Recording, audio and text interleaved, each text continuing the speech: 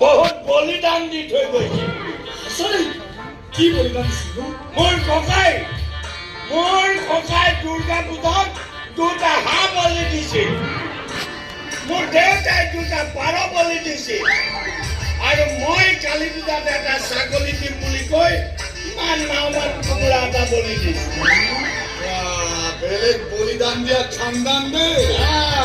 আমাৰ খানদান কেৱল খানদান নহয়, খানদান কাকো খাতিৰ কৰি নচলো আমি। মোৰ ককাই বগা চাহাবৰ চৰ খাইছিল, মোৰ দেউতাই অফিচাৰৰ চৰ খাইছিল, আৰু মই বহুবাৰ পুলিচৰ চৰ খাইছো।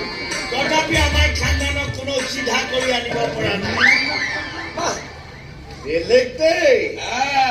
আমাৰ খানদানৰ আগত কোনো মূৰ তুলি কথা কব পৰা নাছিল, মোৰ ককাৰ আগত পৰা নাছিল।